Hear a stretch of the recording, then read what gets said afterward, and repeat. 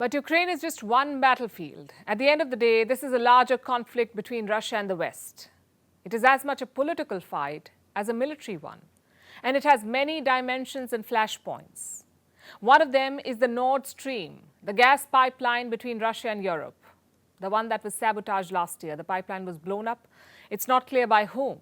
In the months that followed, we've seen claims and counterclaims. Multiple suspects have emerged. Pro-Ukrainian groups, the United States of America, Russia, they've all been blamed. Yet we do not know who did it. And now there is fresh evidence to add to the confusion, courtesy Denmark. Their military says that they have some photos. They haven't released the photos yet, but reports say these photos show ghost Russian vessels near the pipelines. They were there just 4 days before the explosions.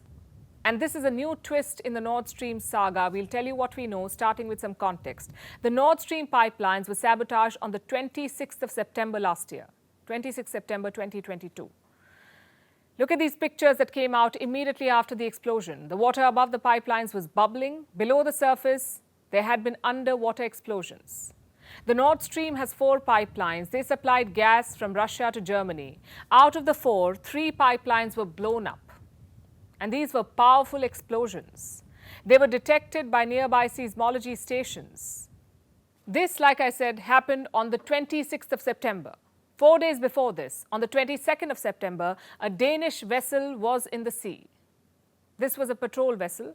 It was called P524 Nymphen. Now, reports say this patrol vessel took 112 photographs. It spotted several Russian vessels near the blast site. And what did Denmark see? Apparently, there was a unique Russian vessel here. It was called the SS-750. And the presence of this vessel raised suspicions because this vessel can be equipped with a small submarine. Apparently, Denmark has 26 photographs of this specific Russian ship. And there's more. This comes from Nordic public broadcasters. Apparently, there are 3 Russian ships near the sites. There were 3 Russian ships near the blast sites. Reports say these were special ships and they could perform underwater operations. The vessels sailed with their position transmitters off, but their movements were being tracked. How? By radio communications from Russian naval bases. I know what you're thinking. The story just keeps getting murkier. I'll try and declutter it. Was this the first time that Russian ships were in these waters? Certainly not. Russian maritime activity is not unusual in the Baltic Sea. They conduct patrols and military exercises all the time. Russia has economic interests in the region. So it's not rare to find Russian ships here.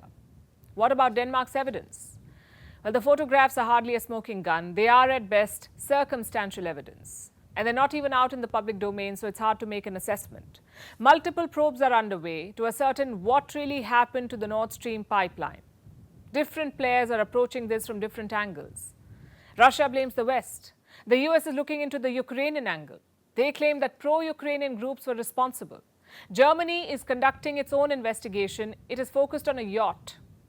It's called Andromeda. Apparently, it was used to conduct this sabotage operation. There were 6 people on it. Some of them apparently had Ukrainian passports, and Germany believes that they may have sabotaged the Nord Stream. And what's making this worse is the silence of all these investigators. The probes began months back, but in all this time, officials have not said anything officially. And until they do, everything is in the realm of speculation, and new theories will keep adding to the confusion.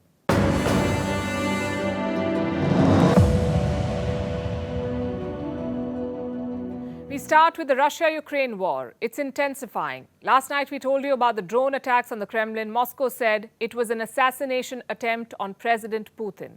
Tonight we can tell you that the Russian retaliation has begun. Russia is going after not just Ukraine but the US too. The Kremlin today pretty much called Washington the mastermind of this attack. And it's striking Ukraine hard. Russia has launched a wave of drones and Ukrainian air defenses are working overtime to fend them off.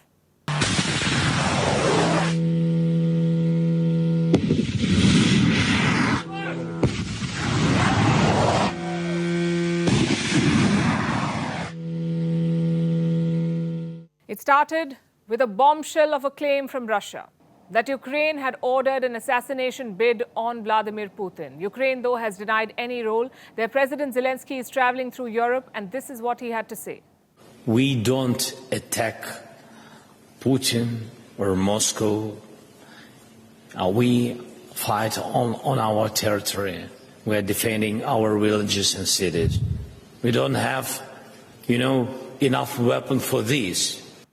Russia is having none of it, though. It has intensified airstrikes. Explosions were heard across Ukraine today, from Kiev to Zaporizhia, from Odessa to Kherson. Civilians reported loud blasts across Ukrainian cities. These attacks are being called revenge strikes. Some of the drones that fell in Odessa had inscriptions. They said, "For Moscow" and "For the Kremlin." So far, no serious casualties have been reported, but dozens are said to have been injured. People have been forced to move out of their homes. In Kherson, for example, scores of people were evacuated today. They left the city in buses. A 58-hour curfew has been imposed in Kherson. Those who haven't left are stocking up on food supplies and other essentials. What about Kiev? How is the Ukrainian capital faring? Locals are taking refuge in underground metro stations. They fear that Moscow will intensify attacks. I don't think it was Ukraine that carried out the attack. The Russians tend to attack their own territory and then blame us, so that the West reacts and we turn out to be the aggressor instead of them. Anything is possible. As long as Ukraine doesn't officially confirm that this was an attack carried out by us, there can be many theories as to who did it. It isn't just Ukraine that's under attack, though. There was a drone strike in Russia, too. The target, an oil refinery in Krasnodar. This is in southern Russia. It's near a bridge that links mainland Russia with Crimea.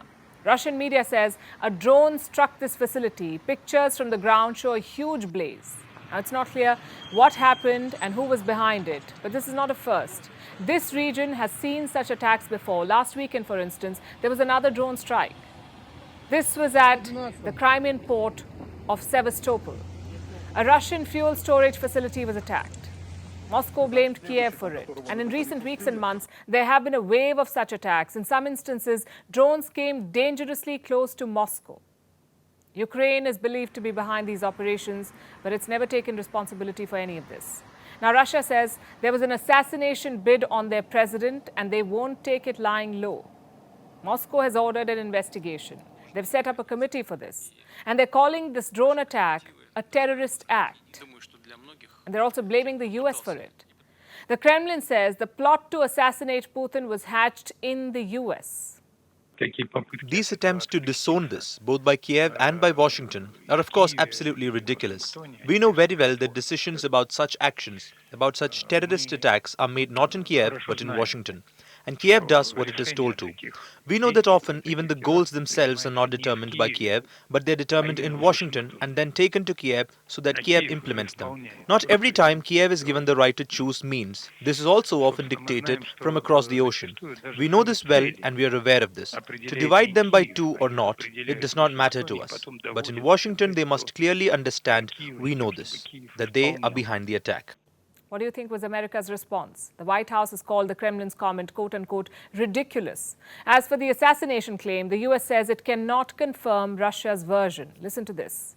So we are aware of the reports, but are unable to confirm the authenticity of them at this time. And so I don't want to get into speculation from here about what happened, but we are indeed aware of the reports.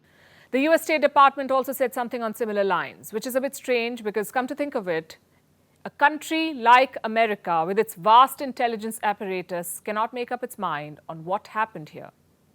What about Zelensky? What is the Ukrainian president up to? While his citizens are under attack, Zelensky has extended his trip to Europe. Yesterday, he was in Finland. Today, he was in The Hague. He visited the International Criminal Court, the ICC, the same court that issued an arrest warrant against Vladimir Putin. The ICC is investigating alleged Russian war crimes. The perfect platform for Zelensky to deliver yet another speech. Today, he accused Russia of 6,000 war crimes. You heard that right, 6,000 war crimes. Zelensky said Ukraine did not choose this war, but Kiev will make it the last conflict. Of course, we all want to see different Vladimir here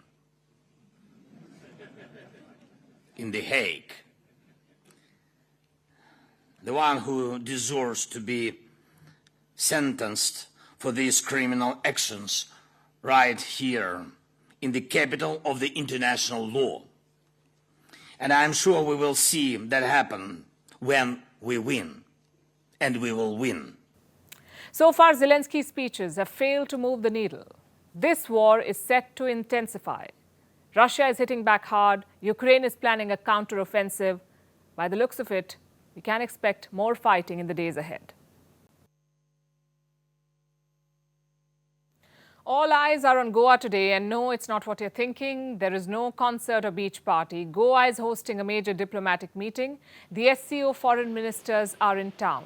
SCO is the Shanghai Cooperation Organization. New Delhi is chairing the SCO this year, so all major summits will be held in India. This one is the foreign ministers' meeting. Most of the delegates have already arrived in Goa, but there is one around whom there's a lot of interest. Bilawal Bhutto Zardari.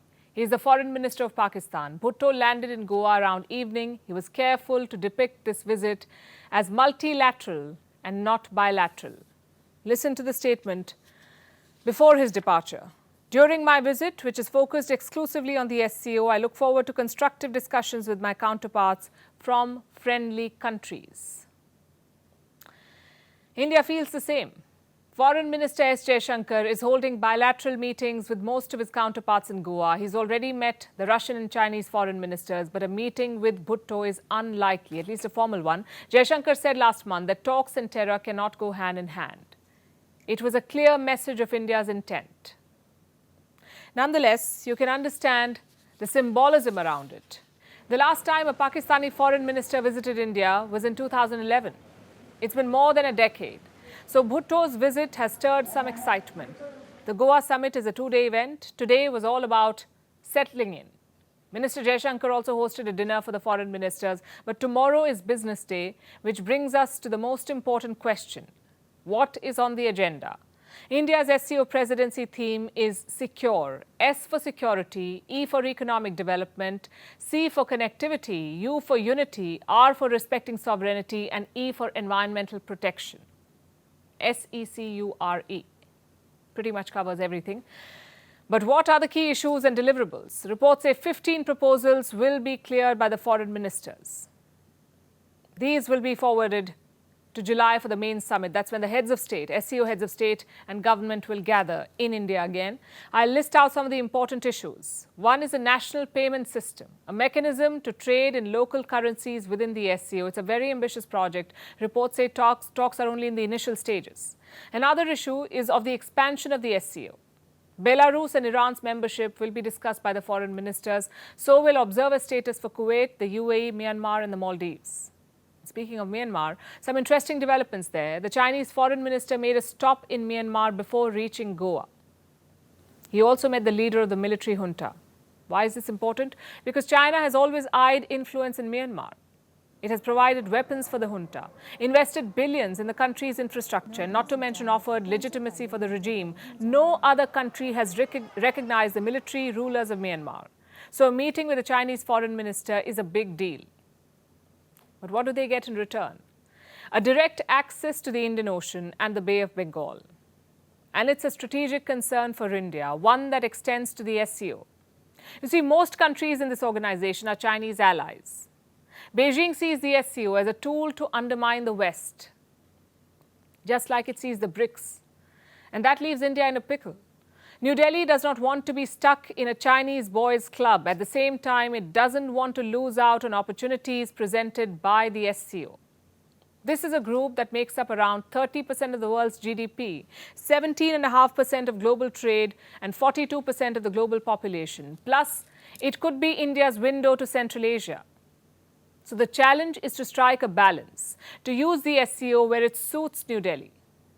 Hence the secure agenda. India has tried to push the SCO beyond just security and strategy. There is now focus on economic and cultural cooperation. And that balancing act will be challenged tomorrow. The discussions will inevitably cover Ukraine and Western sanctions. Those will be the tricky issues to navigate. We'll be tracking this summit closely. email exchanges from inside the BBC, they talk about the risk of violating Indian laws. It's easier to rake up the freedom of speech debate, but does it give anyone a free pass to knowingly violate the law? America supports India because it needs India's support in return. And India is working with the US because it suits India's interests. This is how geopolitics works. Last night, he diffused a crisis with his defense minister. But today, Netanyahu was confronted with a new problem. His cabinet seems to have rebelled against him. The UK is looking at the Indian subcontinent to fill its coffers. That India seems to be negotiating from a position of power, like a partner and not a former colony.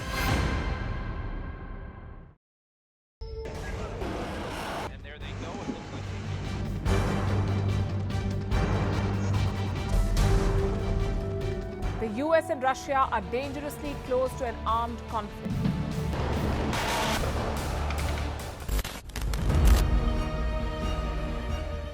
This year, 2023, New Delhi will be the capital of global diplomacy. For a country as diverse as ours, with 88% of the population illiterate, it was a very big deal to write a constitution, and that too, the world's largest. Meanwhile, if we may, here's a Republic Day gift from India for the BBC. A list of suggestions for the BBC for their upcoming documentaries. Number 1, the Kohinoor and the colonial loot. Number 2, an outdated monarchy and unhealthy obsession with the royals. Number 3, racism in 2023. We're waiting.